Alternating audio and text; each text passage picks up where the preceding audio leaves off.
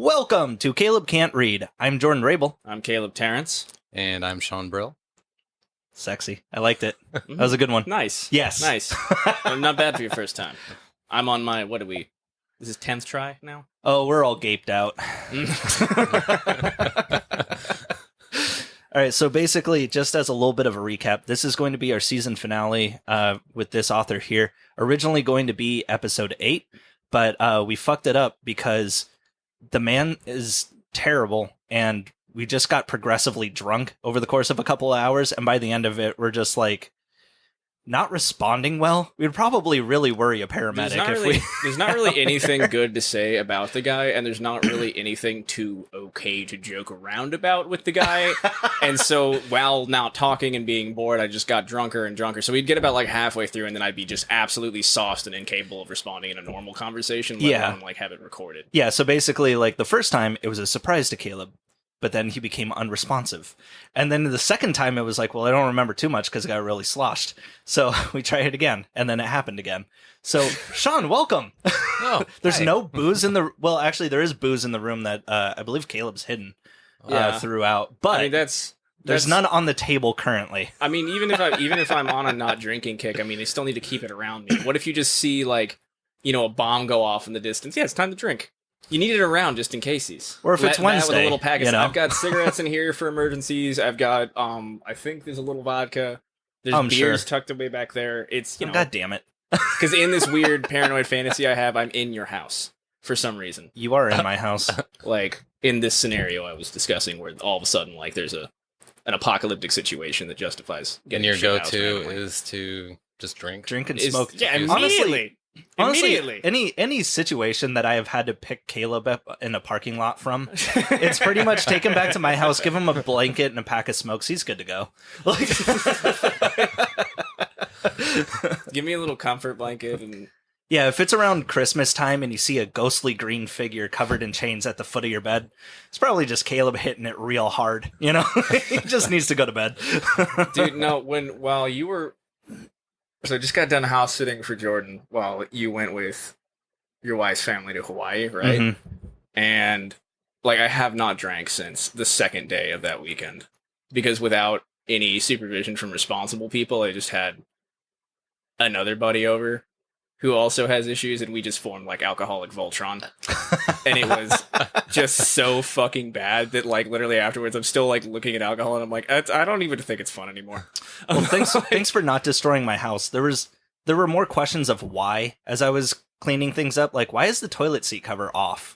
Like, why is it that off? Yeah, it's off. I didn't even know you had a toilet seat cover. Well, you tore it off at some point. I found it on the floor later. Well, no, of course things aren't going to be destroyed. That's teenage problematic drinking behavior. That's not adult problematic drinking behavior. Adult problematic drinking behavior is like, no one can fucking tell you're drunk until you're literally involuntarily passing out because you're so used to keeping your shit together. I washed the clothes that you put in my hamper, by the way. So, thank you. Need to grab some of those. Anyway, All right, well, let's get started, Anyway, shall thank we? you, Sean, for coming through and bailing us out. The other option was hiring an escort, and we could not afford that. Don't talk about that. We're going to get to that later. That's for latersies. It's for latersies? Yeah. Well, now you made it sound like we're... Okay, never mind. Don't Okay. Don't say it on the fucking thing, man. Don't. My wife is listening. Shut up. All right, sorry. No. All right, so... Not real. No. No. I'm like nervously laughing here in the corner, like, what the fuck? Is he going to beat him up right Yeah, now? we've only met a few times. The last time I saw you, I wasn't addicted to crack cocaine, but... Oh, wow, you're doing so well. I can Thank tell you. you've gained weight. Barely shivered. I'm impressed how long he's been able to keep it up. So, Donation Alphonse Francois, Marquis de Sade, most commonly known as just the Marquis de Sade, was born June 2nd, 1740 in Paris, France. For those of us that don't know, Marquis is an old French term for nobleman. So in this case, Donation Alphonse Francois is a nobleman from the House of Sade. He was born to Jean-Baptiste Francois Joseph the Count de Sade and Marie Eleanor de Maille de Carman. Typically, I would go back through the family history as far back as I can find, but there's just too goddamn much information here. The Marquis de Sade's mother was connected to royalty, and I am not going to go back 1,000 fucking years of history. Same with his dad. Royalty all down the line. So like inbred royalty or like... You can It's pretty always much inbred assume. ones. I was gonna say back then, pretty much all of them. Yes. Yeah, you could pretty much assume at any point. Honestly, once you've hit a certain price point, like in your class system, you'll just start growing branches That's in your so- family tree. That's like, man, This shit's so did fuck fucking my wild. cousin. You've got all this money and power, and you want to fuck your cousin? I don't know what it is. Like, you could fuck anyone. It's about keeping it in the family, keeping money in the family.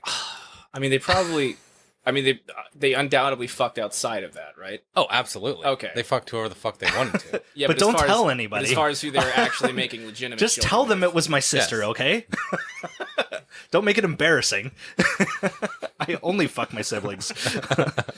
But for the Marquis' parents specifically, I couldn't really find anything about what they did. I think that they were mostly They had money. they just had money, so you didn't have to do shit. I think for the most part, yeah, nobles of this era didn't do much because they had the money not to. So nothing notable from them that I could find. Well, when the Marquis de Sade was a young kid, his father skipped town. Not long after that, his mom joins a convent. It's just de Sade, alone, on a huge estate, a handful of servants, and his uncle, who's an abbot, the head of a monastery. His house was an 11th century castle called the Château de Lacoste that overlooked the town of Lacoste, France, about 460 miles from Paris. Now here's the thing. De Sade was an only child, sort of. He had an older sister named Caroline who lived and died before he was even born. She was born in 1737, died in 1739, So a yeah, year only before the child. Marquis came Only along. Go on. Okay. So for all intents and purposes, we can count de Sade as an only child with no one to play with, spending his childhood parentless and with an endless supply of money. So holy shit, was he a menace. Anything he wanted, he got. And if he didn't get it, he had a mean temper. Let's put it this way. When he was 6 years old, he got into an argument with another kid and beat him so badly, they weren't sure the other kid would even survive. So it's kind of like a Home Alone plus Saw deal. I mean, Saw kind of is. Like- Ever see a second one? It's just Home Alone, but No, rated I don't R. like those fucking movies, man. I don't get them. They just gross What me don't out. you get about torturing junkies to try and, like, help save them? That's the whole point of them is, like... The message is wrong. Yeah, the message is I not know. correct. So the thing is, just like Walter M. Miller Jr. from one of our previous episodes, most of what we can get from the Marquis de Sade's life comes from public record, at least up until a certain point. Because as you're going to be quick to learn, Well, that's the not Marquis didn't want to talk about anything unless it was sex-related. And if you were wondering, yes, the Marquis de Sade and Casanova were contemporaries. Casanova was born 15 years before de Sade in 1725 and already racking up a gambling debt at the University of Padua. And I really looked at it. By the time de Sade made his way to Paris, Casanova had already left to try and scam royalty in England, so unfortunately there's no way they crossed paths at any point. Though I have no doubt they would have gotten along famously. I wanted it to happen, I really did. Or just, killed each other. They would have been a really, like, horrible Wonder Twins, Form of a rapist, Dude, like, Nothing Sean, changed. I'm pretty sure the one you listened to, like, for at least a little bit was the Casanova one. Probably. He was just like a traveling warrior rapist poet. Oh my god, that sounds great. What a life. What a life. He was a real piece of shit. He like caned someone like real bad. Oh, yeah. When he was supposed to be in prison and then went back to prison. This was the whole He didn't, thing. yeah, he Just, didn't like the way his landlord was, He, like, landlording. broke out of a lead prison with a priest named Father Bulby. Yeah. Renegade priest Father Bulby. Yeah. It was like a terrible sexual predator. He was just roaming around with the caravan and money, just going from town to Raping town, just people? fucking. Pretty much, but nowadays everyone remembers him as the great lover Casanova, and it's Oh, like it was only hmm. living on one side of that. Like, yeah, He no, loves so hard. He's going to love you. This is happening. Jesus No, Christ, no. Bill Cosby. So, So, yeah. anyway, around the time the Marquis de Sade was 10, he gets sent away to a very prestigious school in Paris called the Lycée Louis le Grand. Victor Hugo, Degas, Voltaire, they all went there, and a shitload of philosophers, too. This was a very high-end place to put a frickin' child. Just a quick side note, because I think I thought it was cool. During World War II, there was a French resistance group formed at this school, of which there were like 50 others, but still. I don't think this school was full of 10-year-olds at this point, though. Anyway, it's here at the Lycée Louis Le Grand that de Sade comes face to face with corporal punishment for the first time. 10 years, this motherfucker has been allowed to berate and abuse his staff and get what he wants. But his teacher, Abbé Jacques Francois, is not the first time being yelled at by an insolent brat. He knows what must be done. He's going to give this wild child a little spanking and... Marquis de Daddy alike. How you feel about that, Sean? You wanna? Come on, let us know. It's so shocking. I mean, we're talking and new. about a 10-year-old boy getting off on getting spanked. How does that make you that's feel? fucked up. Like, you shouldn't like to get spanked at 10 years old. I mean, Okay, so Sean, you're a little bit new to the podcast here, but we don't kink shame. Unless that is your kink. okay. Kink shaming's my kink. Let me tell you, as a 10-year-old boy, abso-fucking-lutely not. As a 21 or 18 to however year old adult, yeah, fucking get spanked all you want. That shit is why boomers are so fucked up. It's because they all got spanked, and then later on, when they developed weird fetishes, their parents were also mad at them about it. Yep. Why are you telling your parents about your fetishes?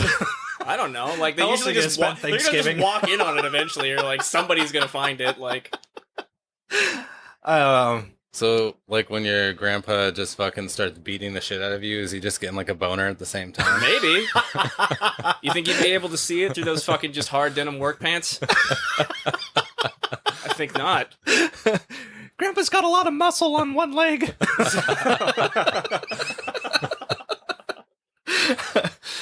So these punishments, they don't seem to be working for the Marquis because he just keeps acting up. Like, they start with slapping your hand and eventually they just upgrade to a paddling, but this kid won't stop. It's Dude, like, how it's hard like would he it wants fucking it. be to figure that out? Like, even if it's not written down that some people are into that shit, like, they have to know. Like, that's not something that just started happening recently. Like, really, the teachers at no point, like, looked over and were like, hey, man, we've been at this for a month, and, he's biting his lower lip. Can we put him in fucking timeout? I don't mean, like, light timeout. I mean, like, rough as shit medieval timeout. Let's just lock him in solitary confinement, literally. Something. Like... Well, how are you supposed to punish the kid that's dropping his pants and running at you ass first in a courtyard, you know? Like, do you spank him or what do you do? Maybe give him a cookie if it's better than dick first. Like, whatever the usual is, like... I mean, fucking... I don't know. I don't want to delve down that avenue. It's bringing up a lot of memories in my You fucking wrote it. You don't want to delve down the... This is your topic. You didn't find it. I found this. You chose to write For the down. rest of his life, the Marquis de Sade is going to chase that 10-year-old spanking high. In 1754, at the age of 14, the Marquis de Sade transfers to a military academy, the name of which I could not find. 17 years old? 14. 14, okay. Clearly didn't survive the revolution, any of these records, but I unfortunately couldn't find much of his military career either because he did climb the ranks pretty quick. That I did find.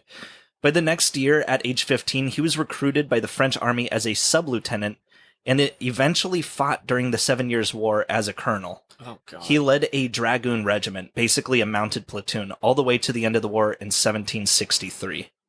I'm just picturing his sick ass getting through boot camp. Just fucking getting screamed at and just fucking just... Quit dropping your goddamn pants! This guy has, like, the most unsettling superpower ever. Like, his butt cheeks are just calloused. Oh, gee. I'm sure. Absolutely. Worst picture in my head. Absolutely. 14-year-old calloused ass cheeks.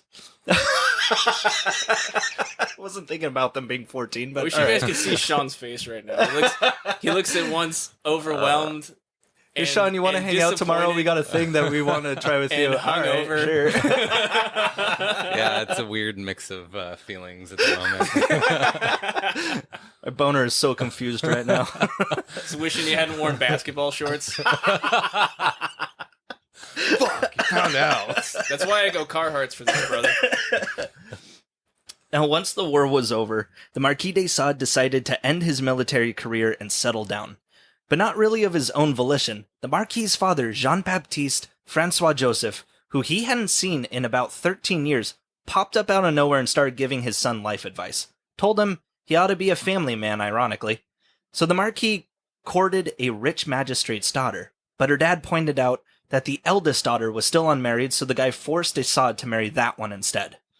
That very same year of his return from the war, the Marquis de Sade was married to Son, Renee. I know you're excited, but how about old bitch? That's it. He was married to Renee Pelagie de Montreal on May 17th, 1763. Wait, what's the age gap? Let's see. Don't skimp. We always go over the age gap. Yeah, we need to know. Yes. I actually think that they were about the same age. Oh, Yeah, okay. yeah. Oh, so it was probably a bigger gap before. Most likely. Yeah. Good on his dad. Bad on his dad for springing this like, no, we're going to fix you up now. At like 17.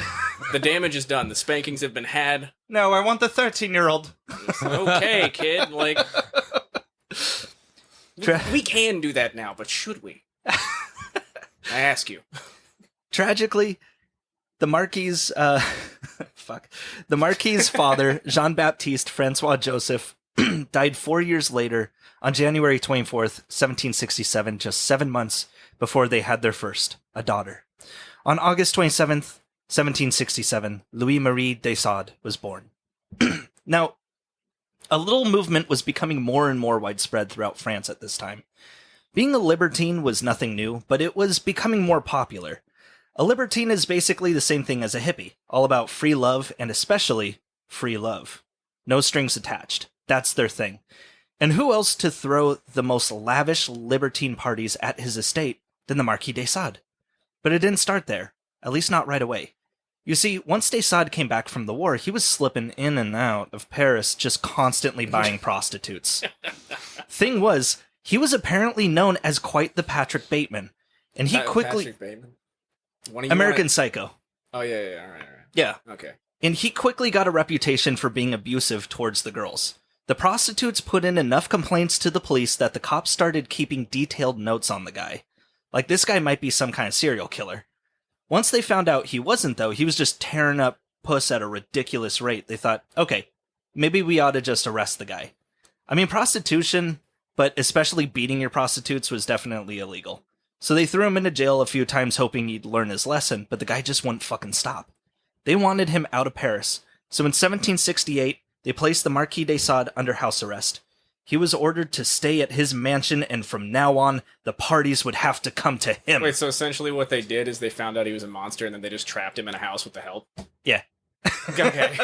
Like... I mean, they're not real people.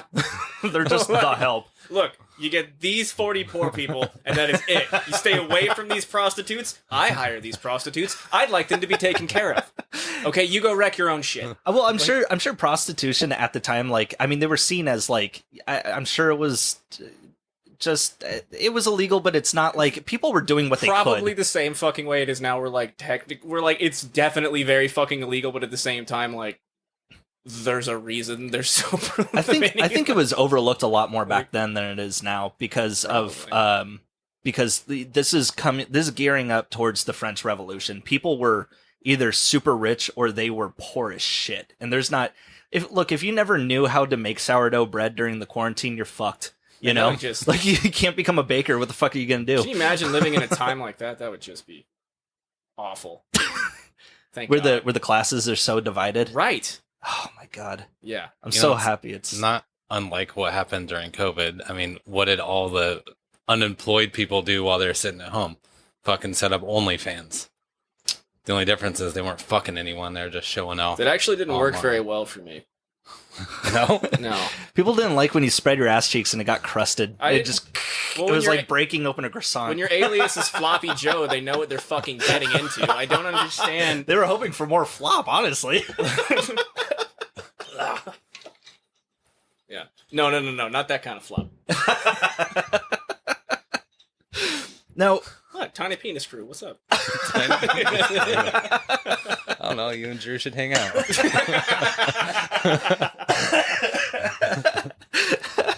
If that can be the only name drop and it's just for Tiny Penis Crew, then I'll be happy. The PTC. PTC, yeah, you know me. Now, up to this point, the Marquis de Sade wasn't necessarily infamous because of his abuse towards prostitutes. I mean, you're a rich Frenchman in 1768. Who wouldn't abuse the lower class for sport? You know what I mean? And locked away with his wife and daughter in the Chateau de Lacoste, he had his wife's sister, who, if you'll remember, he originally wanted to marry before the dad made him marry Renee. Made her come live with them and join in on the fun too, you know? I mean, you say you're a libertine and you won't bang two sisters? What are you, some kind of fucking prude? And so what if on Easter Sunday of 1768, a beggar woman begs for some change and you abduct and torture her? What of it? God. That's the libertine way, baby. Mhm. So yeah, that was the thing he did. So wait. Libertines were all about the free love thing, except, excluding consent. Or was it just this guy? It's just this guy. Consent was a loose concept back I then. mean, he wants everyone to join the club. Much more fluid than a simple no. He's handing out free membership, and you're going to take that pamphlet. So on Easter Sunday, Because of the implication. yeah, on Easter Sunday, 1768, a beggar by the name of Rose Keller, a 36-year-old German immigrant and widow, approached the Chateau de Lacoste looking for change. The Marquis de Sade promised her work as a housekeeper and invited her in so she could start work immediately. But once he was alone with her, de Sade tore off her clothes, hogtied her, and started whipping her. I don't know how long she stayed kidnapped for. Could have been minutes, could have been hours. I doubt it was minutes, bud. Yeah, well, I mean, less than an hour. I don't know. But Jesus. eventually, Rose escaped by slipping off the rope and climbing out of a second-story window. When she ran to the authorities, she told them what happened and said the Marquis de Sade poured hot wax over her wounds. Now, the police could tell she'd been whipped, but luckily there were no open wounds. Still, they could tell Rose was out of her mind with fear, and they knew de Sade had a reputation of being abusive towards prostitutes, so they went to ask him what was up. No, everybody, hang on a second. Now, we may have just absolutely fuck tons of evidence here that'll support this woman's claim and a history of him doing this, but let's just go knock on the door and give him a talk. Just give him a little talky poo, okay? I mean, as a cop, you're probably part of the lower classes, too, and you're just like, man, he could hang us, too. Yep, absolutely. You guys have money and connections. What do you mean just go knock on the door? Look, do you want to have your clothes ripped off? The police just run out. Wax and you know? Okay. Cops just run out hogtied with makeup on. Let's go make a scene and pretend like we're putting an effort in here, okay? Well, so we can keep getting paid, right? Well, to their surprise, de Sade didn't deny any of this. But he took offense. Call the cops. He took offense to Rose saying he dripped hot candle wax on her. He said, "It wasn't candle wax. It was hot ointment to soothe the spots where I whipped her." He was trying to help. Well, the de Sade family... It's free love, baby. Free ointments? Yeah, I guess. Well, the de Sade family paid Rose to keep quiet, but of course the word still got out, and the de Sade name was all but ruined. The only way the Marquis didn't see a day in court was because his mother-in-law saved his privileged ass with her connections. But it only worked so well. You see, although he didn't have to go to court, it didn't save the Marquis from being handed a sentence. Ultimately, the judgment was handed down that the Marquis de Sade would be placed under house arrest at a different mansion other than his own, the Chateau de Saumur, for 18 days. Oh my god. So harsh. I don't know what these servants' kinks are. Like, what the fuck? You get a new group of servants to fucking beat. Can we at least tie him down to something? No, trust me, you don't want to do that. Tighten him. Fuck. He's asking for more restraints. Why does he want the belt around his neck? Harder. Jesus, dude. And it was around this time. Yeah, now we're getting dark. This is about where I was clicking at. Oh, sorry. This is yeah, around here. This is where I'm just getting aroused. And it was around this time, in 1769, that de Sade had a son, Donatien Claude Armand de Sade, who would go on to absolutely hate his father's legacy. Just a couple years after this, the Marquis would have his final child, Madeleine Laure de Sade, in 1771. It wasn't for another 4 years that the Marquis de Sade would have his next run-in with the law, at least what was reported. Oh. In 1772... Oh, I wonder what he did for 4 years. Just hung out. Dude. Learned to bake bread. Had an OnlyFans. In 1772, de Sade was having an orgy with 2 prostitutes, as well as with his faithful manservant Latour. At some point, De Sade fed the prostitutes treats that they supposedly didn't know was laced with Spanish fly, which was popular among libertine circles at the time. Wait, What is that? Yeah. It's pretty much exactly as it sounds. It's a It toxin. sounds like a Spanish fly. So Yeah. it's not exactly No, as it's a toxin. Duh, you idiot. Yeah, you know when you go lick frogs. What is that? Does that mean a blowjob? No, it means that you go lick frogs. I mean, it's Yeah, so I'm familiar with this. it's a toxin collected from poisonous beetles used as an aphrodisiac. Oh. That's yeah. Unfortunately, this dose was a little high. The prostitutes became violently ill and accused de Sade of poisoning them. In reality, he was dosing them with Spanish fly, so they would fart on him. There he is. Oh my god. That's coming out of Are his you hole. kidding me? Is this like he's like, no.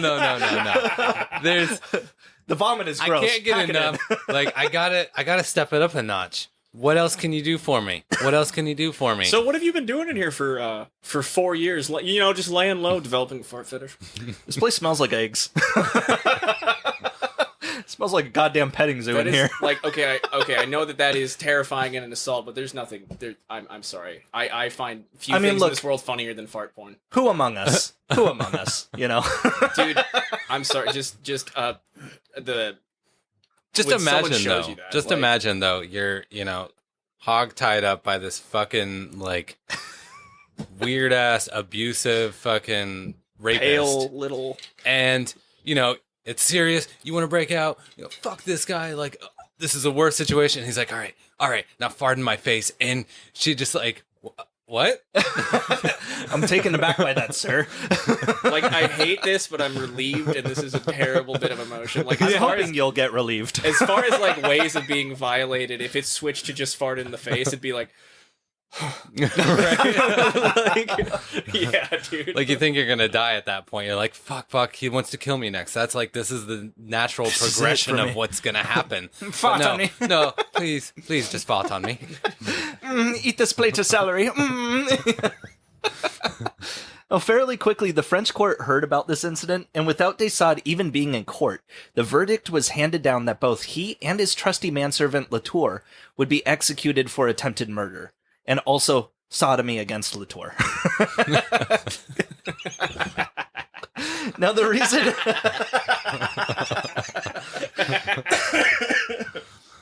No, the reason you want the accused in court rather than at home when you hand down a sentence like that is so that you can have your guards or whoever take away the prisoner so they don't try to escape judgment. And that's exactly what de Sade and Latour did. They heard about their fucking death sentence and ran away to Italy with his wife's sister. The three of them were caught fairly quickly and imprisoned at the fortress of Miolans. With his wife's sister. Yeah. Oh, also, I do want to throw in here, they did go under assumed names, but all that they did was, like, change their names around. So it's like, this is my manservant de Sade, and I'm the Count de Latour. Like, they didn't try hard at all. It's also it's like how many fucking nobles are they? Like if they're looking for a running noble and then some dude rolls up in a fucking carriage with an escort and they're like, "Hey, are you that one guy?" And you're like, no, no, it's not me. I Sure, mean, your some other whips and dude chains you've are falling never off the fucking yeah, heard but of. how Like, shitty the police were back then. I mean, yeah. you would think that like they obviously couldn't do their job so many fucking times that maybe they just thought, well, these are idiots. I mean, we can just fucking mix up our names a little bit. It's fine. I mean, I'm sure they didn't have to look very hard. Like, all prostitutes be alert on a man who's into farting. Like, you know, like, well, there's only a couple of those. Like, a new one just rolled out. Follow the eggs. Pretend to eat the snacks. Don't pretend to fart. Just fart. So while imprisoned at the fortress of Milan, they weren't there for long. About 4 months later, on April 30th, 1772, the Marquis de Sade complained about his and his companions' dining situation. He would like the three of them to be able to eat alone and not have to look at the barred windows while they do so. And the guards fucking relented. When the guards checked up on them hours later... Wow, has anybody tried that in a modern day prison?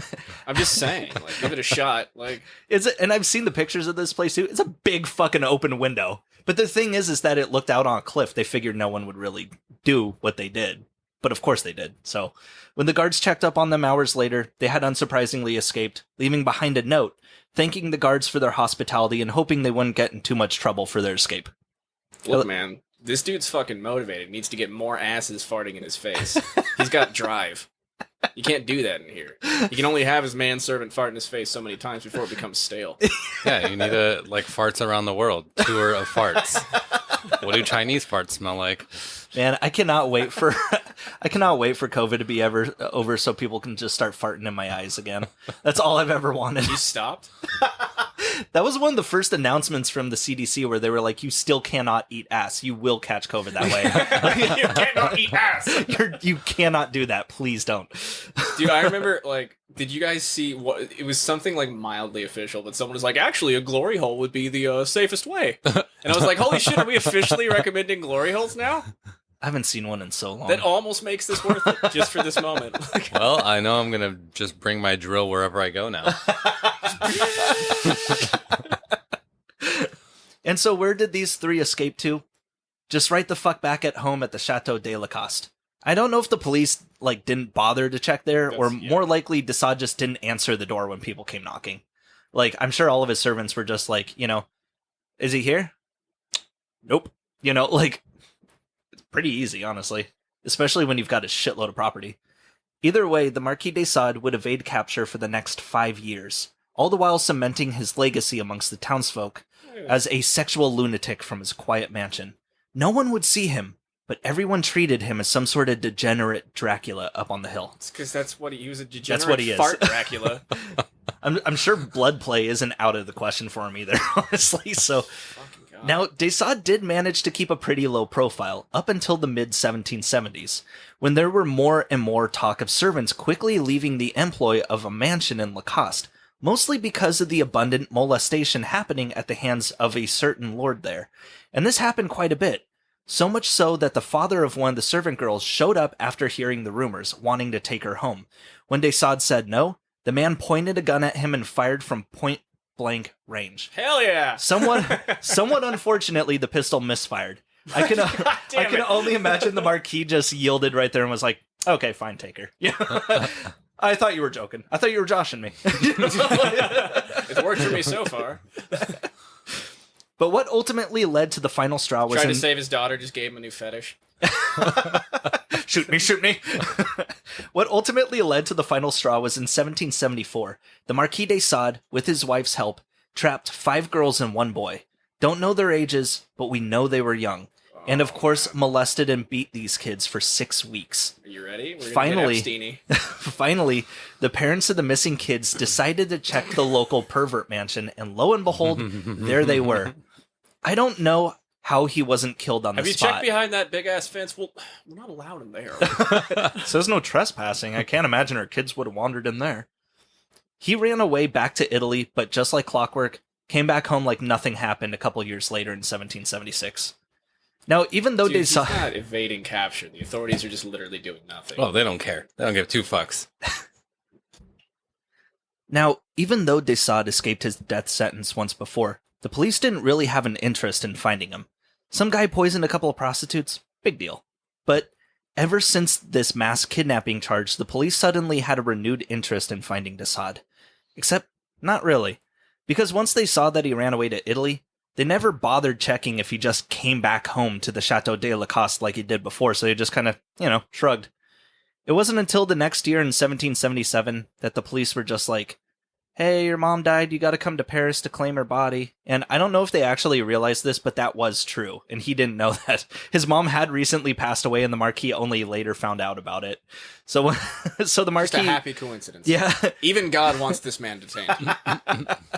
So the Marquis de Sade arrives in Paris, and bam, he's instantly arrested. He gets placed in another ritzy political prisoner-type prison called the Chateau de Vincennes, and again, manages to escape. I don't know the exact details of this one, but he's quickly recaptured either way. Now, while he's at the Vincennes, though, he meets fellow contemporary pervert writer Comte de Mirabeau, who was also imprisoned and sentenced to death. His crime was that he ran away to Switzerland with a lover named Sophie. Now, I don't Sophie. I don't know how old Sophie was. I can smell something that's gonna make me real uncomfortable. Yeah, well, here's the thing. He was arrested for abduction. I don't think they were handing out death sentences if they were of legal age. Yeah, also, it's not a good sign if she's small enough to throw over your shoulder. Mirabeau would evade his death sentence with the help of the French Revolution, and no one knows why this is, but Mirabeau and de Sade fucking hated each other. Regardless, the Chateau de Vincennes would close its doors in 1784, 6 years after de Sade's imprisonment, and all its prisoners would move to the much-dreaded Bastille in central Paris. De Sade would Isn't that be the, about 44 years old. Is that the lead one? Is that the one with the bits? What, the Leads? Yeah. No, the Leads is prison in Venice. Oh, okay. We're in Paris. All right. Yeah, but Word. again, another famous prison. Now, for those who don't know, Caleb, supposedly Sean. Absolutely, Sean. know. Look at his face. The Bastille was originally a military fortress built in the late 14th century as a way to protect the eastern side of Paris from possible English attacks. As the city grew, however, the Bastille shifted closer to the center of the city and was implemented as a prison instead, with horrific stories of the prisoners' treatment being common knowledge among the Parisians. This sounds like heaven for this guy, man. That's not good. They made us eat dirt. This guy's Twice. like the actual Joker and is not entertaining He's not the at all. Joker. It's just- I don't think the Joker cares about... I think the Joker's asexual. Yeah, but that's the thing is you can't really like fuck with him, right? Because he just like he'll just laugh about it or like enjoy being hurt and shit. It's just like, what do I even do guess. to this fucking asshole? Like, Joker's kind of sad because all that he is like, he literally is insane. Whereas other people are like gang members and shit. The Joker's just like, maybe just, I don't know, keep him in prison for once. the saddest thing about Joker is you can't talk about him without thinking of those guys and start cringing. Oh God. You know, like it would just be like a normal, like cool bad guy if it wasn't for all that shit. I didn't see Like- The Dark Knight for the longest time, and it was mostly because of Buddy's roommates that are like, you haven't seen it? Listen to this. And then Oh they my do their God. impression. And it's like, stop it, dude. Stop. A great movie, but, wasn't as influential to me as... It's like that's why a good thing. everybody's Team Bane now. We don't fuck with that. Like, So the thing is, at the Bastille, the abuse the prisoners suffered there is more or less completely acknowledged as bullshit by most historians today.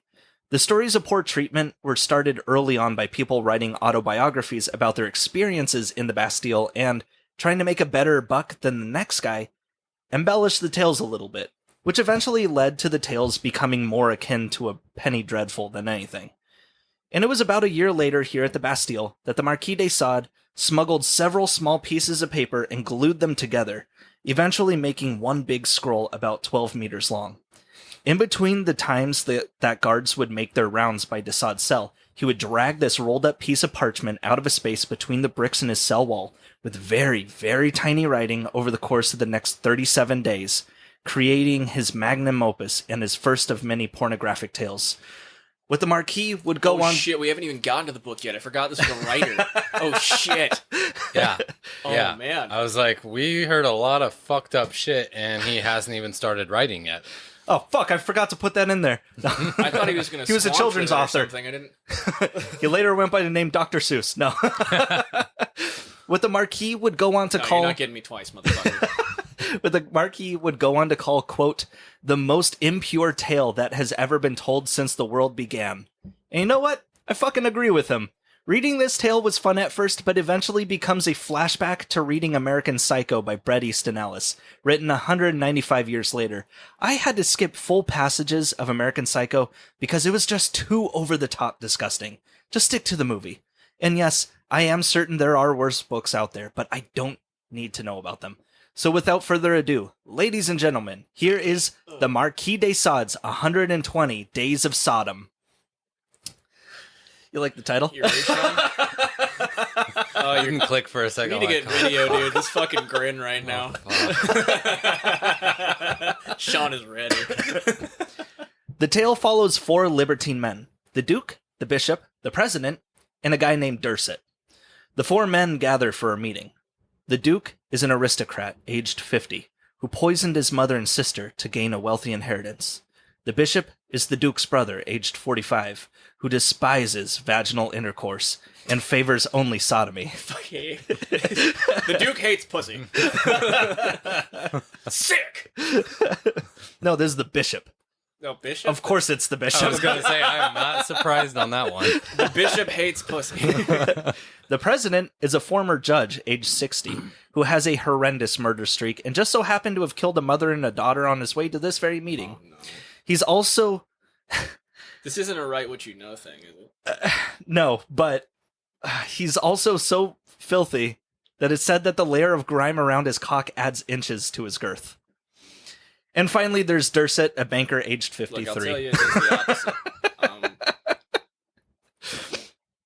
Now together, these men come up with a plan to push the limits of pain and pleasure, to go nowhere any man has sexually gone before or since. You ever see Hellraiser, Sean? Yes. All right, you know what a Cenobite is. Yes. Okay. Caleb, I'm assuming same. Yeah. Yeah, all right, so for anybody who doesn't know, it's people who go to an interdimensional plane of hell that they try and squeeze that line between pleasure and pain, and yeah, they're libertines. They're all leathery and weird. And... Yeah, they're all leathery and weird and strangely turning me on. Yeah. The something about hooks. Yeah. Oh, it's good shit. Dude, yeah. Man, there's just this one wooden pillar that like kind of grinds towards the screen. It's just got chains around it, and for whatever reason, that thing is just disgusting to me. I'm not. Anyways. Yeah, no, it's just like, are you just trying to be edgy? Just yeah, stop it's Clive it. Barker. It's like, no, the hooks thing, man. I don't get the hooks. No, don't kink shame. I don't get it, okay? Why? Stop it. Calm down. Take a nap. Jesus, go have a glass of water. You're acting like a guy who's never stapled his penis to anything before. The hooks are my line. Okay? Now, these four men decide that the best place to gratify their sexual delusions will be in a castle out in the middle of nowhere with all bridges and roads destroyed so they won't be disturbed. And apparently, his description of the castle matches that of his own home at the Chateau de Lacoste quite closely. They have 8, quote, fuckers, who will basically be the studs that butt fuck the men when they get up in the morning, like a nice pot of coffee, if you will. I hope they haven't had any fucking coffee. The 8 fuckers are nicknamed certain titles that reflect how best to describe... When he wrote that down, he wrote down the... Yeah, they're called fuckers. Yeah. He just called them the 8 fuckers. Yeah.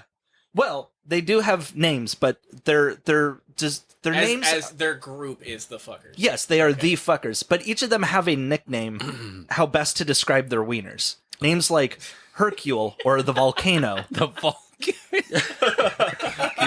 Keep going. Proceed. There are 8 boys and 8 girls, all Oh, you kidnapped. didn't write down all the dick names?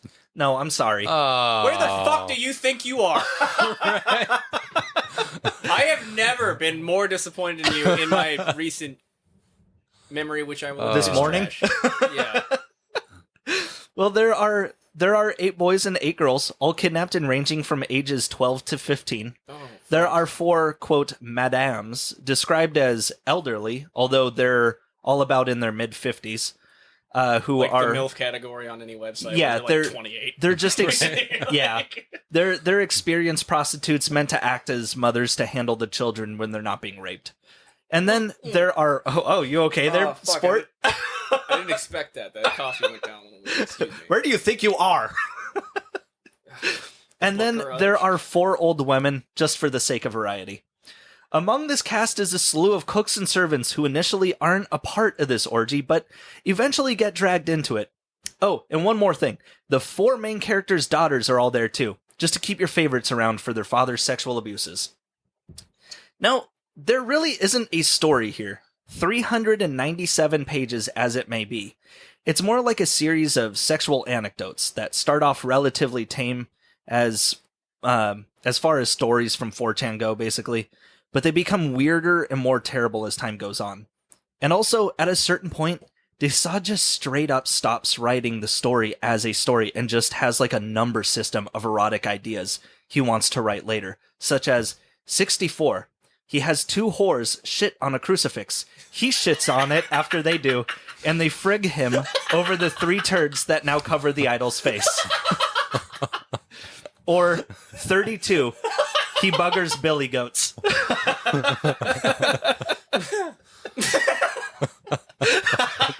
fuck? Wait, so he stopped writing and just started making a list of Yeah, like, whatever of just fucked more up things shit? he wants to see. So he's just beating his weird little dick and just like, writing this down as it pops into his head. And it's crazy because if you look at the scroll, it's very small handwriting, and I can't imagine like how like I'm sure that he's fucking jerking himself at the same time. And he's got to keep writing small because he's like, no, there's more.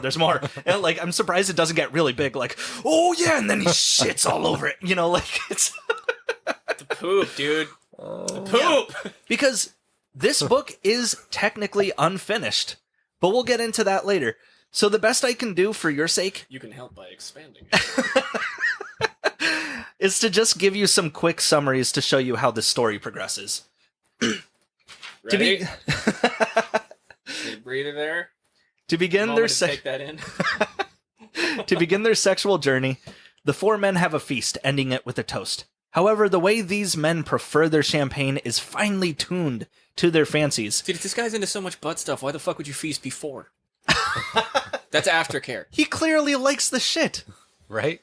Yeah, I mean, dude. He's getting ready. He's getting ready. Afterward time. We had Lot an of figs. especially heavy meal. No fiber! Lot of plums. It starts with the Duke feeling like the wine doesn't have enough of a spark to it. Quote, the Duke, half drunk, said he only wanted to drink Zelmir's, one of the maids, urine from then on, and swallowed 2 large glasses of it, which he had her fill by getting her to climb on the table and squat over his plate. Look, man, End if you quote. just don't feel like drinking right now, that's fine. You don't have to... I've got to be such a fucking edgelord about it. Look, we're all rapists. I'd rather drink piss. This goes on for a little while where basically everyone one-ups each other by having, like, the maids fart in their mouths and shit. So, oh, yeah? Well... Bathtub dinner party. It's just the breath mint afterwards, just like there we go. Ooh, Banaka.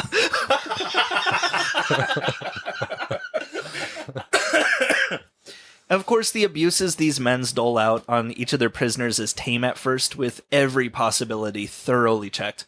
But eventually, these simple actions grow too boring, so a little excitement must be given.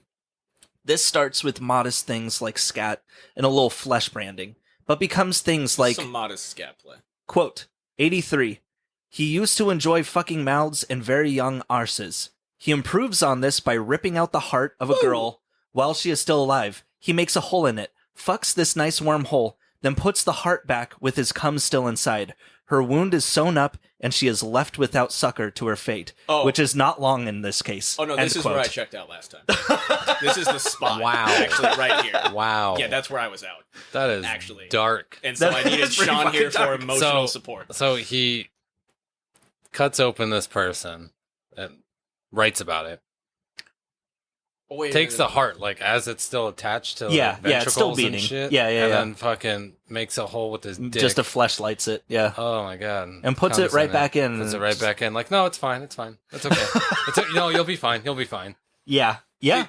Dude, the really fucking scary thing about all this is, like, dude, most of, like, the shit that you know is just from his interactions with the law and public record. So if he's writing this shit down, there's, like, a solid fucking chance that he's experimented. Like, Well, and that's the thing is, not that far, but you know he wanted to. yeah. Dude, yeah, I mean, dude, like, no, there's a fucking solid chance that, like, anytime, like, his sex shit gets murderous, that he has attempted at least a few of these fucking things, if not. Yeah. Oh yeah, at Like, least. yeah, At least. like- I'm sure he's tried to fuck a billy goat before. I'm sure he has. oh god. I mean, that's the most, that's some of the more Right, vanilla shit right, in here. right, It's right. definitely more vanilla than even just where we started know, out, but- which is but a some of them- 10-year-old liking getting spanked. Yeah, some of them are yeah, it all started with ladies and gentlemen, this is why you don't spank your kids. No, I mean, but some of them are purely more fantasy than others. Like, I Also remember really a mad that passage... This podcast gone in the direction where I'm calling goat sex vanilla at this point. I remember a passage where one of the guys saws off a girl's leg and fucks the stump. I don't think he's ever done that. Damn! Sorry. Don't think he's ever done that. Okay. All right. So, but here's the thing. The book ends without any real fanfare. It's really just a bunch of notes for de Sade to remind himself what other tortures he needs to put into place. And here's the thing about Penguin Classics in particular, you know, the popular book publisher. They do an excellent job of always making the books the way they were first printed, or in this case, discovered.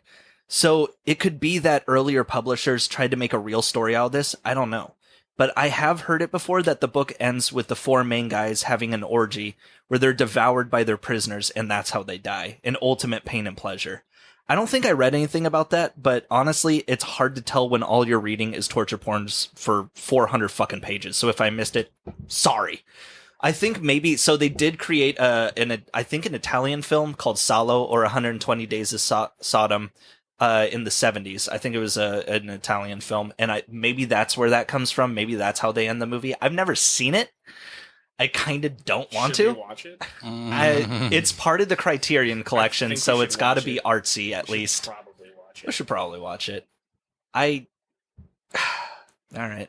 We're doing it. I did just order Sleepaway Camp. I just got that. I mean, hey, it can't be worse than Tetsuo, right? Like, Tetsuo was amazing. no, it's sexual assault Eraserhead. Still good. I like Eraserhead too. Still good. Well, while he spent endless hours writing the most depraved tale imaginable, the Marquis de Sade was well aware of the political unrest happening outside his cell. I mean, this is basically the eve of the French Revolution. And like I mentioned before, the Bastille is smack dab in the middle of downtown Paris. There are tons of people walking around the Bastille to get wherever they're going. They just have to go around it. So to try and speed things along a little bit, hoping maybe the revolution will give him a chance to be freed, de Sade would take breaks from writing his novel and just yell out at his prison window like, "Help! Help! They're killing prisoners in here! Help us!" It took the Marquis de Sade 37 days to semi-complete 120 Days of Sodom before he was stripped down and transferred to the Charenton Insane Asylum. And this place was kind of interesting too. A lot of famous French artists died here. Unfortunately, it meant de Sade had to leave his manuscript within his cell walls. Now, usually being placed in an insane asylum would be a close second to a death sentence, as I'm sure you can imagine how great asylums in the 18th century were. And that wasn't necessarily not the case here, but at Charenton as well, the director of the asylum, a Catholic priest named Francois Simonet de Colmière, was luckily experimenting with more humanitarian efforts for therapy while de Sade was there. I don't know if that's going to work for this guy. He's gonna give it a go. I think it's a bit too far going. Should we hang this man? No, let's just try a light spanking. Look, man, let me brainstorm on something that he won't like. Like, Just 10 days after de Sade's placement at Charenton on July 14th, 1789, the Bastille was raided and liberated by French revolutionaries. About 1,000 armed civilians stormed the prison against about 200 guards. Over the course of the day, the prisoners were released and the Bastille was in flames. Dude. And within 5 months, the Bastille was nothing but rubble. What de Sade tried to have happen became a reality, but he was just 10 days off from it happening to him. dude, and I imagine them like finding the manuscript, just like some dude finding what got wrote down and be like, all right, we may have made a misstep here. Like, Seriously. The guy where'd all these guys go? Like, I imagine him taking a look at it and it's like, oh my god, one of the prisoners documented what's been going on in here. Oh shit! These guards fuck billy goats. Like, Okay, hey, sir. As it turns out, some of these criminals may have also been liars. believing that his story ended up destroyed like everything else in the Bastille, the Marquis de Sade said he, quote, wept tears of blood over the loss of his novel. Because I know, of course he did. He said, I wept tears of cum. However, some random citizen found it in the early days of the looting and just fucking kept it. Thought it was neat. With the coming of the revolution, meant a lot of inmates being released all over Paris, including the Marquis de Sade from Charenton Insane Asylum, sometime in 1790 the next year. Between his original internment at Comte de He's Mirabeau... not dead yet. No. No, we got a little while. But between his original internment at Comte de Mirabeau in 1778, at the age of 38, to his transfer to the Bastille, and then again to Charenton, he had spent the last 12 years in prison. He was now 50 years old. His wife, Renée Pelagie de Montrieux, probably did not expect his release because she pretty quickly filed for divorce afterwards. But fuck her, because he quickly snatched up Marie-Constance Quesnay, a former actress who had been abandoned with her 6-year-old son by her husband. Don't worry. Don't worry. I'm not worried. It's a different feeling. Worrying is like, oh, it might happen. You know what I mean? Like, it's... What clues has he given? Look, I mean, you have no evidence this man would do anything. Proceed. Returning to his home, the Marquis found the Chateau de la Casse ransacked by revolutionaries while he was still serving his last year in prison. With nothing left, he, Marie, and her son moved to Paris. Now, while de Sade was in the Bastille, he wrote another story, though this was pretty much just a short story apart from 120 Days of Sodom.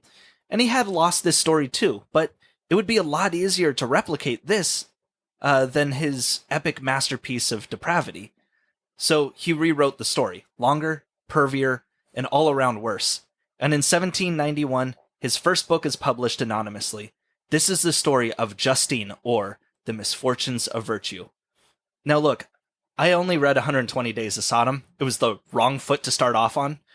But I was like, okay, I heard that the movie is rough. I haven't watched it. But this guy's from 1700s. How hard could this be? So Apparently quite hard. Yeah. So I read it, and look, the cover's got butt cheeks on it. I thought it was going to be fun. It's not. It wasn't fun. Butt cheeks, fun. So while I'm doing my research on the guy, and Everybody I find likes a out, good fart. yeah, when I find out that he's written like a collection of short stories plus like 2 other books, I'm like, no, I'm not doing that. So there we are. Here's, according to Wikipedia, Justine.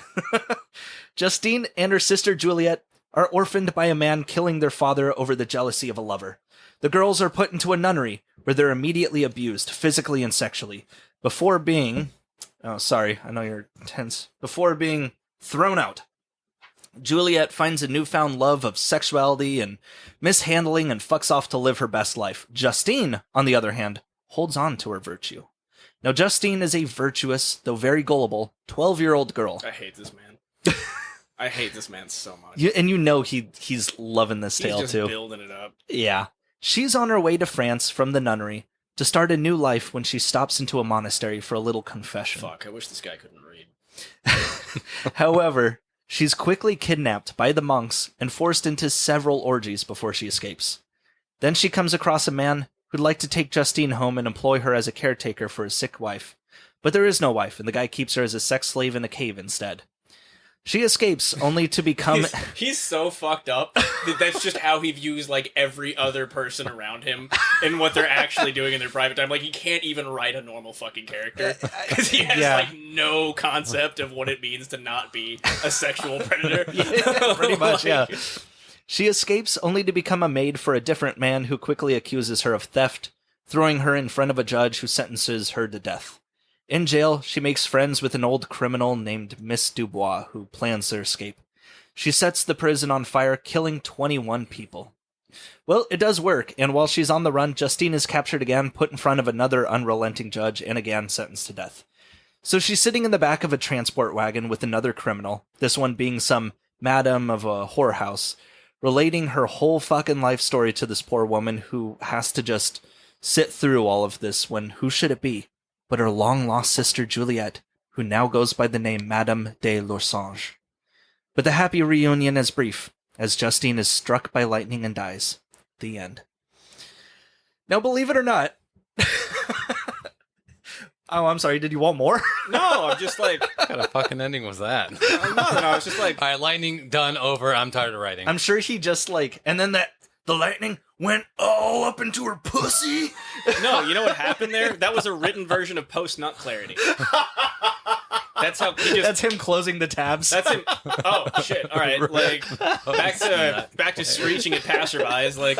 Oh. Now, believe it or not, there is a moral to this story, though as shallow a theme as anyone but de Sade could write. Basically, the theme is, while Juliet went and became a prostitute, she lived a fantastic life because she's not such a fucking prude. She learned to like the abuse the world had doled out on her. Oh, wow, we started out good in that sentence. Meanwhile, fucking stuck-up little Justine tried to be proper. And look what happened to her. She got raped. Yeah. So basically, it comes down to the world is shitty, and it's filled with shitty people. So you might as well embrace the suck. And while, sure, I get it, you sometimes have to shrug your shoulders and say, oh well, it's stuff. De Sade isn't exactly the most tactful about this shit. I mean, Candide by Voltaire came out 32 years before Justine did, had the same message, and was a lot less offensive. Just as a quick summary, Candide is a famous story about a man named Candide who has horrible stuff happen to him and the people he loves. but he always holds his head up high, and in the end, the reader finds that maybe there are limits to how much you should be okay with shitty situations.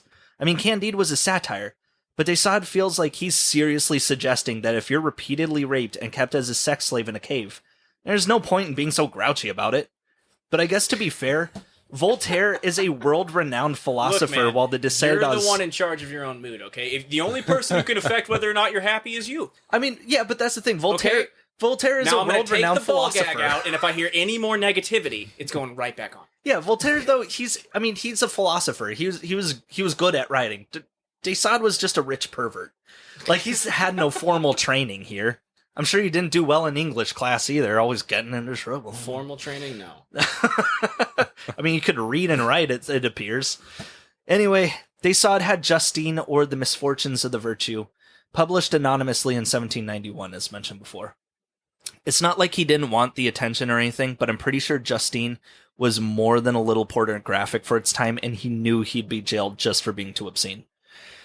So, he took a long break from writing after Justine's publication. For what? Politics! What's a good abusive pervert if he isn't in a position of power? So in 1791, he joined the National Convention, which I'm not exactly sure why he thought this would be a good idea. He's an aristocrat during the French Revolution, and from what we know, he was constantly harassed by his peers because of it. From what I read, he was in constant fear of being the next to be beheaded. I mean, when one of the architects of the whole revolution, Robespierre, was falling out of favor with the other revolutionaries, de Sade tried to get on everyone's good side by publishing pamphlets just bashing Robespierre.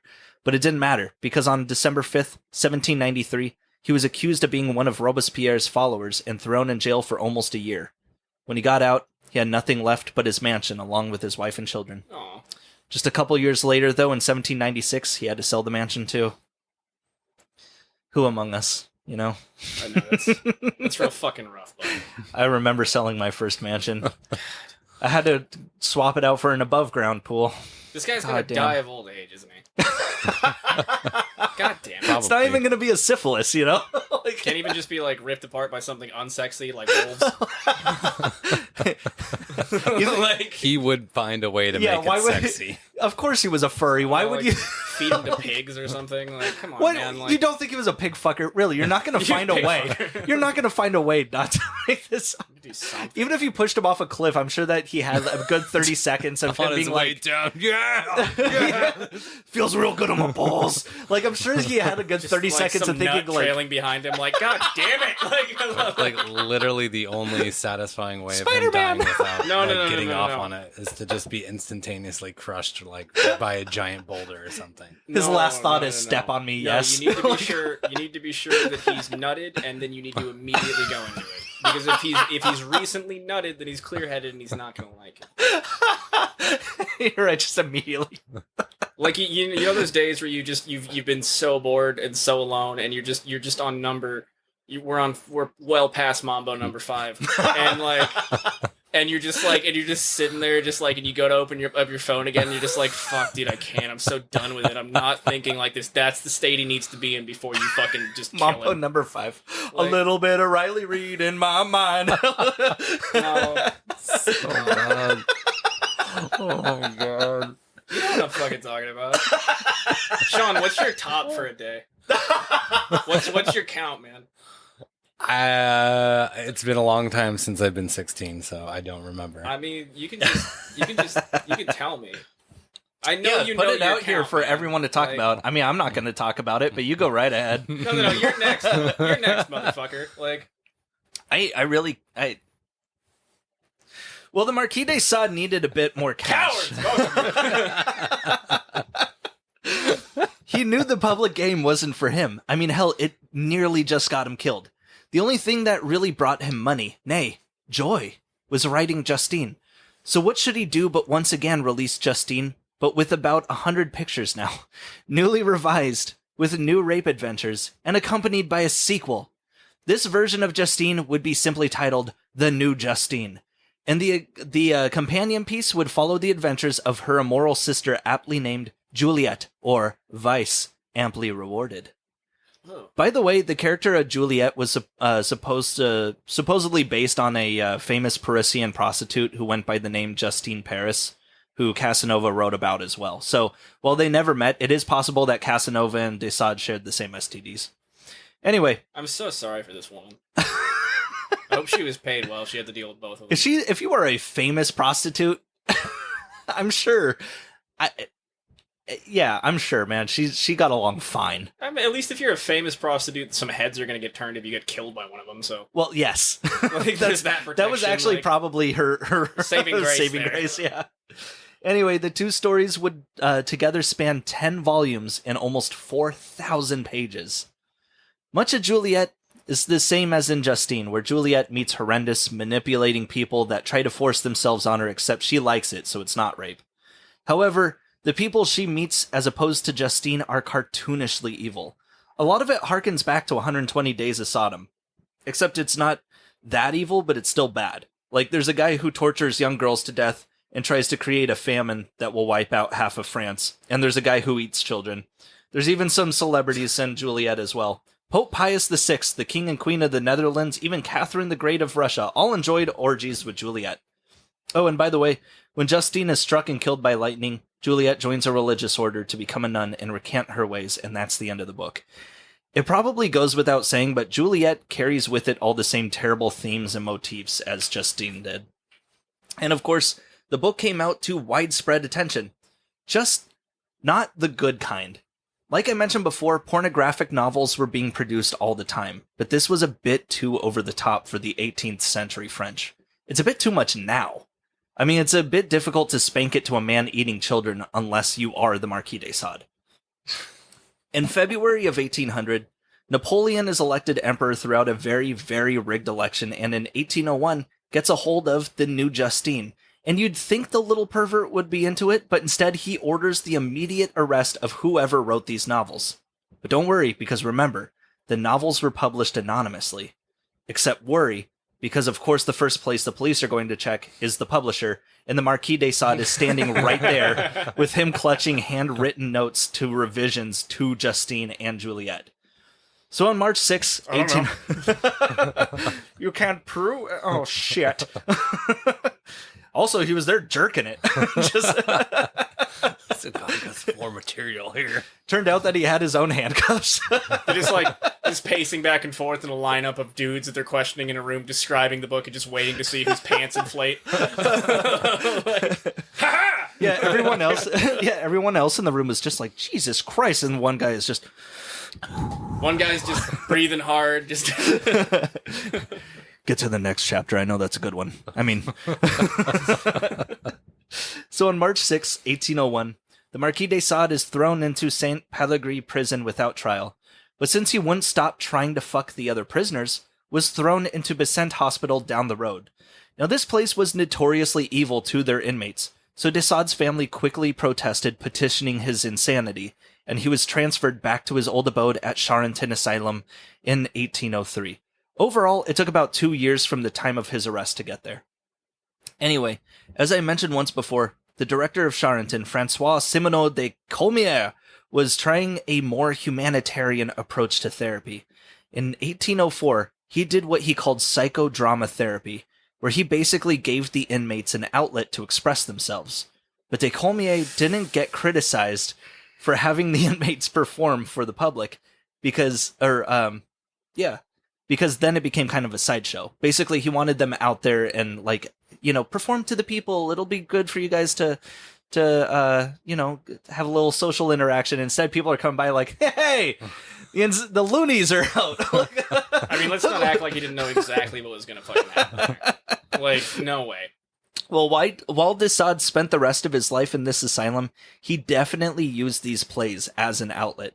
Now, we unfortunately have no real idea what de Sade's plays were about or how many he made, but if you like to pretend, read the play Marat/Sade by Peter Weiss. The Marquis's wife, Marie Constance, pretended to be a relative, got herself committed, and was allowed to be cellmates with de Sade. This lasted quite a while, but as I mentioned before, not everyone liked de Colmière's approach to therapy, especially with de Sade writing a lot of the plays and performing them in public for everyone to see. Dude, you're just like rounding a corner to the Times Square, and then there's just like a group of actors farting in each other's faces while onlookers are throwing tomatoes at them.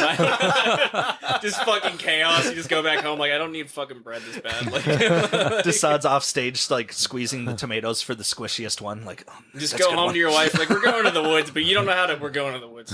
Yeah, like, I'm done. I mean, God knows what these plays were about. So in we know what the plays were about. Shut the shit. We know damn well. So in 1809, the police put a stop to the theatrics and ordered de Sade into solitary confinement without pen or paper. Somehow the Marquis's last years in prison were not spent entirely alone, however, as he struck up a relationship with a 14-year-old girl while he himself was 70. His first child, Louis-Marie de Sade, died that year at the age of 42. I wonder if he was ever told about it. Donation Alphonse Francois, Marquis de Sade, died imprisoned on December 2nd, 1814 in Charenton Asylum at the age of 74. His will dictated that his body go unmolested, that's ironic, for 48 hours in the room in which he died. I'm genuinely surprised there wasn't some weird sex shit involved with his corpse, like Yeah, requested. right? Yeah. I mean, I'm thankful, but Are you? I mean, yes, I'm thankful that we didn't have to hear about that, but I am surprised. he also asked that no autopsy be performed and he be buried on his property in Malmaison, France.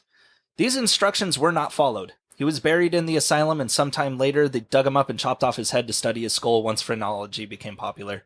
You guys know what phrenology is? No. No? No.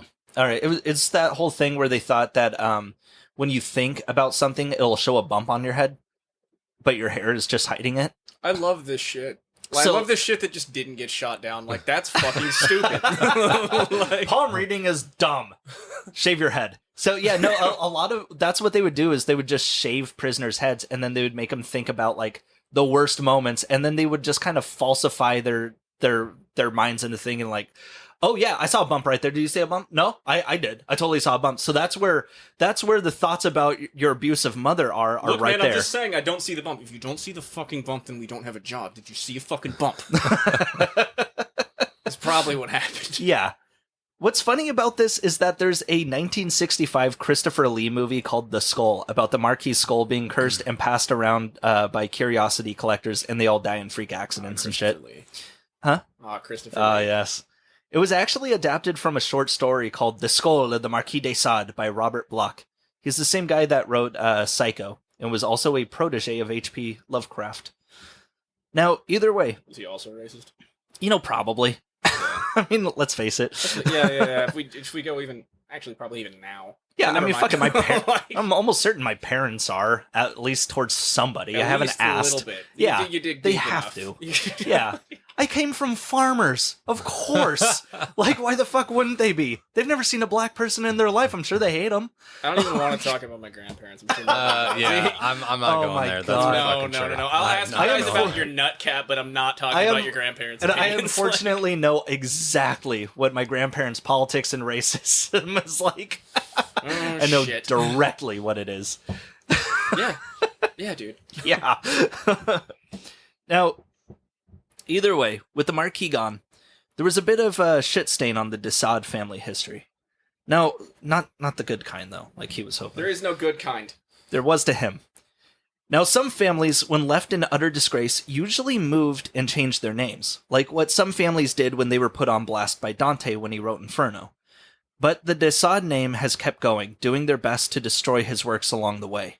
At least for a time. As I mentioned before, the Marquis spent 29 years of his life in various prisons and asylums, 14 of which were spent in Charenton where he was writing plays.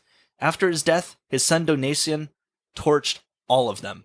Dude, this motherfucker's what happens when you spend hundreds of years fucking your cousins. I mean, Holy really, yeah, shit. that's... Like, goddamn. I mean, yeah, why... what? I'm sure there were other reasons. Nature versus nurture. But let's not pretend like cousin fucking was not a big part of that. Yeah, At least when I fuck my cousins, I put a rubber on, you know? for Christ's sake, be responsible. Don't be silly, wrap your willy. Since then, people only had a handful of de Sade's writings to go off of, most of which were either very early printings or bootleg copies. Mostly it was just a handful of short stories as well as Justine and Juliet, and the legend of who the Marquis de Sade was that intrigued people for about the next 100 years. But as I mentioned before, the legend of what was 120 Days of Sodom was not completely lost. The manuscript was found a little before the storming of the Bastille and passed around in secret before being ultimately tossed into the hands of German psychologist Ewan Bloch. No relation to Robert Bloch, I don't think. Ewan Bloch published 120 Days of Sodom in 1904 under a pseudonym, and later became the father of sexology and a big inspiration to Sigmund Freud in developing his theory on the Oedipus complex. You want to fuck your mom? No, I don't. Dude, help me, please. Of course he was. Of course, this Sigmund Freud somehow stemmed from Marquis de Sade. God. One of de Sade's descendants bought the original manuscript in 1929. Still, what was okay in Germany was still not kosher in France, when, in the 1950s, a suitably named man named Jean-Jacques Pauvert pervert, published the works. He was hit with a 200,000 franc fine. This led to some very serious consideration by the French government if they should just burn all of the Marquis' works. Ultimately, however, they decided against it. And the rest of the Marquis' works were challenged like this, getting published anywhere between the 1920s and the 1950s, and getting challenged the whole way through. His works weren't even allowed to be published in the UK until 1983. But of course, that didn't stop the Surrealist movement in the 20s from promoting him to a godlike status, with some groups calling him the Divine Sade. They really mistook his sadism for like an ultimate goal. Like, don't be such a prude. Whip that child. Like, fuck. Oh. Serial killers Ian Brady and Mira Hindley, the perpetrators of the Moors murders in the 1960s England, said they were inspired to molest and kill children because of de Sade's handwritings. Fuck, maybe they should have burned it. Now, look, as it turned out, that was bullshit. I mean, they probably would have done it anyway. Yeah, no, they would have. Yeah, They were trying to get off. Not in that way. And they only had both ways. Yeah, they only had a few of his works, and they were all pretty tame by de Sade's standards, honestly.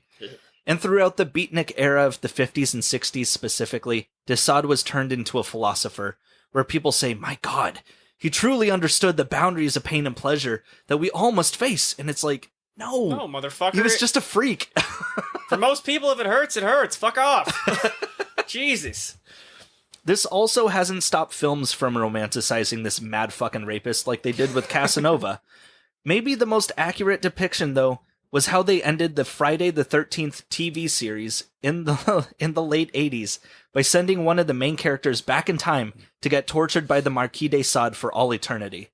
I'm sure that's not how it was supposed to end, but the show got canceled. It also had nothing to do with Friday the 13th franchise and was just a cheap marketing ploy. It was like kids that run, their grandparents' pawn shop or antique store and all these cursed items in there. Anyway. Yeah.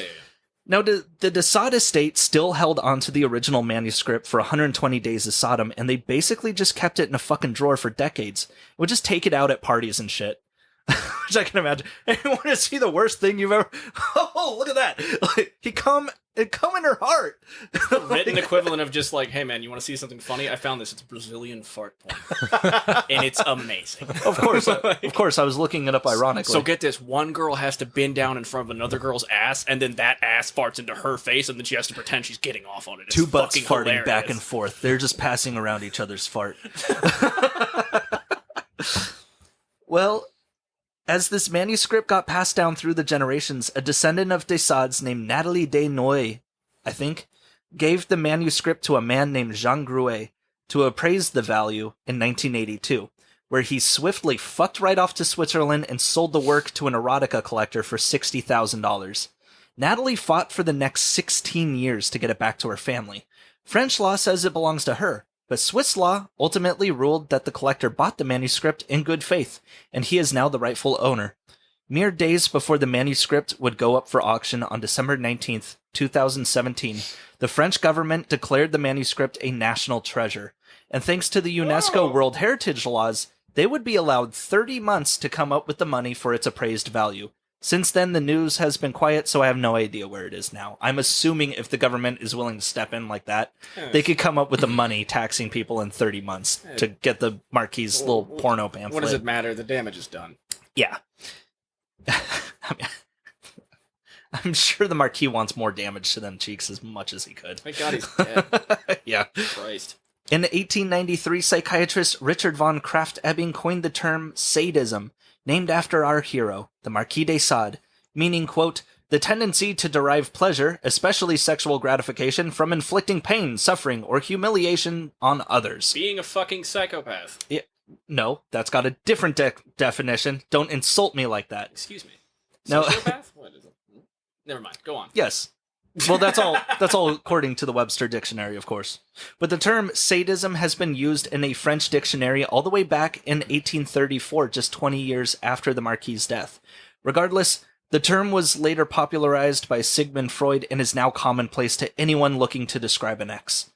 And, as a final note, I would just like to thank Will McMorrin and Thomas Wen for their 2016 translation to the Penguin Classics version of 120 Days of Sodom. I read an article by The Independent showing that they were having a rough fucking time trying to pick the right swear word from French to English. Quote, how exactly were we to translate the various rude words of the original French? Was it a vit, a prick, dick, or a cock? Were tétons, boobs, tits, or breasts? Was a derrière a behind, a backside, or, indeed, a derrière? Was a col a bum, or an arse? I just wanted to tell them they did a great fucking job. Just whatever's the most unsettling, you pick that one, I'm sure, with this guy. Yep. Like, Yep. My sources today, 120 Days of Sodom by the Marquis de Sade, Penguin, Random House, UK, translated by Will McMorrin and Thomas Wen, 2016, and Wikipedia. Do you guys think that he killed anyone? Absolutely. Absolutely. I mean, I there's think... no way I'd bet against that. Yeah, no, there's... For the amount of times that he was slipping in and out of Paris, I'm willing to bet he's... Yeah. Well, he was like that, and there was absolutely no consequences for his actions. Yeah, and people knew he was up in his murder mansion. I'm sure he was picking off fucking beggars in the town of Lacoste, too. Absolutely. So why the fuck don't the authorities go and like dig up the fucking mansion, look for bodies? Yeah, wouldn't they still be there? But it's a large area. Yeah. I mean, I guess. We got I mean, heavy equipment. Fuck it. You ever seen land clearing? Like, we're good. Like, I want to say that the Chateau de Lacoste, it's mostly ruins today, but it's like it's owned by just some French artist, I want to say, or Italian artist who's just like, hey, neat, some real creepy prick. I'm Right? sure if I emailed him and I was just like, hey man, you want to go out there with a fucking metal detector and hang out? I'm sure you'd be like, yeah, like cool. Let's go find some fucking bones, boys. Like, Metal detectors are gonna find bones. You think you put jewelry on them before you put them in there? Like, I don't know how they're buried with like. Did they have whatever molars, had on maybe? them. yeah. maybe. I don't know. Fuck, man. I'm sure they. Did.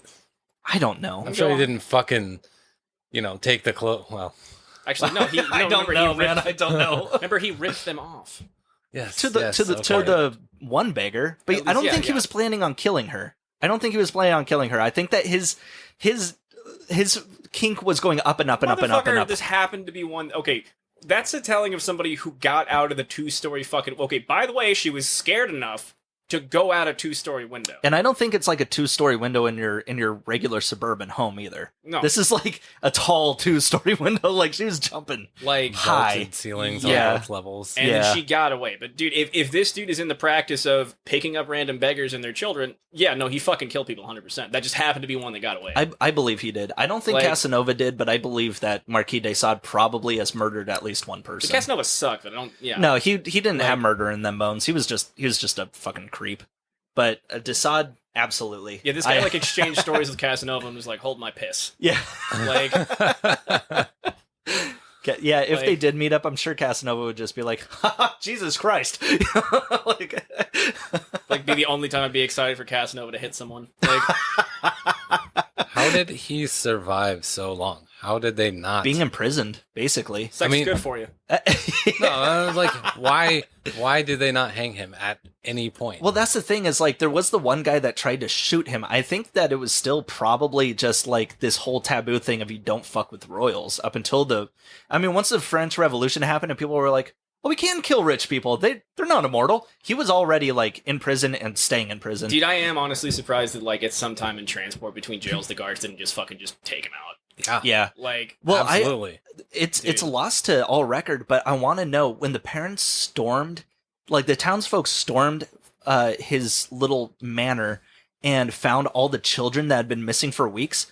How the fuck did he get out of that scenario? He may have been gone by that point. He may have just like fucking ran out and left. I would imagine I that's don't know. the only way that Yeah. they did not just fucking hang him right yeah. then and there. Or dude, all fucking- you'd have to fucking do would be beat him to death, leave him for whatever's in the woods to fucking eat him, and then just say, "Oh yeah, you escaped. I don't know what happened." Yeah, and Like- that's the thing is like, so I mean, Casanova, he was enough of a narcissist where he enjoyed talking about himself. So when he goes back and relents all the shitty things that he did throughout his life, like stealing, beating, raping people, he thought that shit was funny. But the Marquis de Sade, he did not want to talk about himself. All he wanted to talk about was pussy. That was all he wanted to. No, well, and bunch of butts ass. and cocks and whatever. He wanted to Mostly talk. ass. Yeah. Pussy Yeah, I didn't- was gonna say. I hasn't had think much he to do with it. was way more into the butt stuff than anything else. He was into beating women and ass play. Yeah. There was no mention of puss. Yeah, it started there, maybe. I don't know. No, I don't know. I don't even think this You know guy what? got charged. Go until he fucking was read getting Justine and spanked. tell me what you find. I'm can't not fucking going to read. read Justine. Oh, fuck you.